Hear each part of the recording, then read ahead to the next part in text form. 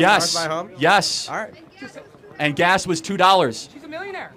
And so I'm getting at this outside of vibes and Trump hatred. What has this woman done to earn anybody's vote? All right, here's what went down. A voter tries to make the case for why they support the current vice president, mainly for the child tax credit and the economy. But then Charlie Kirk jumps in and starts asking some real questions. Not rude, not aggressive, just straight up truth bombs. From the border crisis to the economy to why this person thinks someone with zero accomplishments should run the country. Charlie Kirk picks the entire argument apart piece by piece. And yeah, it all leads to one question that totally shuts the whole thing down. I'm voting for Kamala because of the child tax credit and because of Really? Yeah. You know the one that Trump had in his tax cut? no, I know it's a good thing though. I agree with it both. Yeah, so do you think that Kamala would manage the economy well?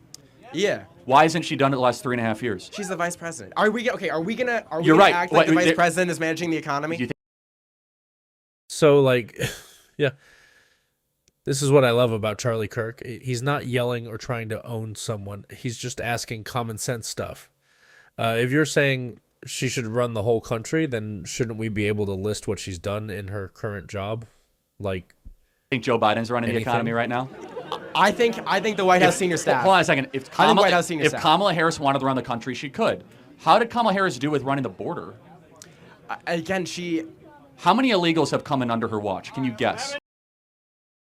when Charlie Kirk drops that 10 million number, I'm like, wait, what? That's not a little mistake. Well, that's a full-blown disaster. And the voter had no idea. Charlie Kirk came in with actual facts, and this guy just kind of froze. Well, I obviously don't know the number off the top of my It's head. 10 million people. Is Yeah. that a success? I don't think the border wall would be any more of a success. Well, hold on. Under Trump, border crossings were at an all-time low. Kamala Harris, 10 million people that legally come to this country, which is more than the population of New Jersey. Why does she deserve to be a president when she can't even manage the border? Why? Okay, so yeah, I know. The bill that Biden and Harris put in to increase the border patrol. No. Yeah. Don't. 1 second, please. No, Yeah. It's not about the bill. You could do this all by executive order. Remain in Mexico. They've decided to empower the foreign. Kamala Harris has overseen the border. She failed. She oversaw the Russian-Ukrainian dispute and went to the Munich Security Conference, and hundreds of thousands of Ukrainians died. She was the deciding vote on the Inflation Explosion Act that makes everyone have to pay more in goods and services. Her first day was 3.5 years ago as VP.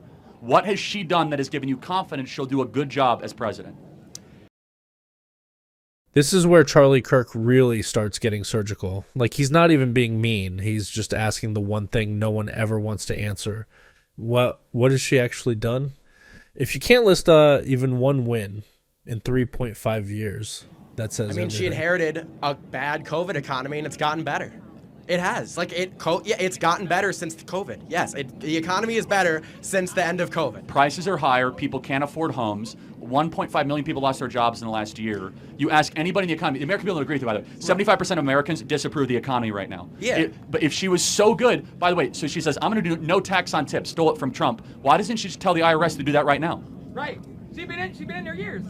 I don't honestly know much about tax on tips and the IRS But thing. let's just put all this aside. Yeah. Would you not agree that Trump's presidency was objectively better than Joe Biden's? You can feel the whole energy shift here. Charlie Kirk is basically giving this guy a cheat sheet. Low border crossings, no new wars, cheap gas. And the voters still won't admit it was better. Like, bro, just say it. You know Charlie Kirk is I would right. not agree on that. What did How do Trump you judge do that you really border were a fan crossings of? all-time low? No new wars. You agree with that, right? But No he new didn't- wars. He didn't pull out of Afghanistan, which he promised to do. Hold on a second. He No promised, new wars. He continued a war, though. Which war? The war in Afghanistan. How He many pulled Americans troops out. died in Afghanistan He under didn't Trump? pull out troops, though. He promised Yes, he to. did. He was winding it down. No new wars under Trump. He had 4 Guys, years. let me talk, please. Guys. Yeah. But let me just, so the economy, I just gave you actual raw under Donald Trump, if you guys want to buy a home in your life, when Trump was president, please let me talk, man. Jeez. When Trump was president, you required $75,000 a year to be able to own a home. It now requires $120,000 a year to buy a home under Harris and Biden. $50,000 more a year. So if you guys want to buy a home, you have to make $120,000 a year now, thanks to Kamala Harris. Guys, how much did it cost the last day of Trump's presidency, though? $75,000 The last a year. day of his presidency? Yes. During the height of COVID, Yes. it cost $75,000. She won't take questions from the press. She didn't get a single vote from Democrat primary voters. She was installed by some sort of Zoom conference vote. Like, who is this person? Right. Can you tell me? Kamala Harris, who is she? Like, why should? Like, did she earn any votes? Like, how did she get here? I mean, Mayor. the vice president, or she was the vice president. He dropped out, and she was on the ticket. That's my best guess of why she is. Looking at this, does that give you confidence that this person should be president?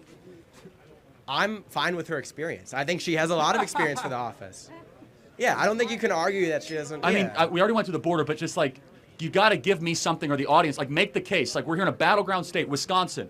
Like, show me the case. I'll give you the case. Trump was president for 4 years. People were richer. World was safer. Border was secure. Things were going really, really well. We respect our own. Kamala Harris, like, what's the thing? What's the sales pitch? Outside of vibes and Brat Summer, like, what is the pitch? I mean, abortion's a big one. We're going to disagree on it, but I think it should be. Okay, an let's individual say you're right on abortion. Yeah. Okay, where is that the most important civilizational issue? While we're on like. It's pretty important to a lot of people. So just let me understand. So Donald Trump says leave it to the states. How would that impact Wisconsin? So Wisconsin is this extremely gerrymandered state. Most of our statewide elected officials are Democrats, and our state legislature is almost a supermajority of Republicans. It's not reflective of what the state actually wants. And the law we're defaulting to is from 1849, I think. So it's left to the states, but we're not going to pass any new. We're going to default to 1849. But isn't there a Why would we ballot agree with that referendum law? around it? It's on the ballot, right? Yeah. I was going to say Wisconsin is legalized abortion. So how would Trump even interfere with your abortion plans? I don't think I think it's by appointing pro-life judges to circuit courts and things like that. That's the main way. Okay, so the case for Kamala is that Donald Trump might appoint court judges. He's going to appoint worse judges. That's one of the most important parts of the presidency. So I'm just being clear. Appointing judges like the most is like Well, one first of of the all, most I think his judges were amazing and upheld the Constitution and the rule of law and all that. But it's remarkable to me that like the lack of the case for Kamala. Does it bother you? We can talk in a second. Does it bother you that she does not take questions from the press? I've been here for 3 hours. She will not take 5 minutes of questions. Does that bother you? For a president, not a senator, a president. I haven't watched her on the press a lot, so Because you wouldn't be able to watch her on the press because she doesn't talk to the press. Like she Just, a few weeks it's fine. if she's let him not, talk. if she's not talking to the press, I think she should talk to him more. It's not going to change my vote, but I think she should talk to him more. Okay, last question. I'm sorry to keep you here. Yeah. Is there anything that she could do that would make you not vote for her? Yeah, I think if she reversed a lot of her positions from the Democratic Party and moved more to the so center, like of saying course. that she's for fracking when she was against fracking, fracking, or I saying don't. that she was like against like- the electric vehicle mandate when she was for the electric vehicle I'm mandate. talking about issues that I care about more than like, fracking, Like, abortion okay, and got it. like gun control. okay, got Yeah. it. So this is so interesting, and I'm glad we have clarity in that agreement. Yeah. I think preventing World War III and making sure Americans can own homes and having a robust economy not being invaded is far more important than the ability to murder unborn children. But we'll agree to disagree. Thank you. That's where we end it. Sure. Thank you. Yeah. We will. So yeah, when you strip away the emotions and the media spin, Charlie Kirk just laid out the facts. That one question, what has she done to earn your vote, was the moment everything collapsed. The voter had nothing left. And that's why this clip hit so hard. Charlie Kirk didn't yell. He didn't interrupt. He just told the truth. And the truth won.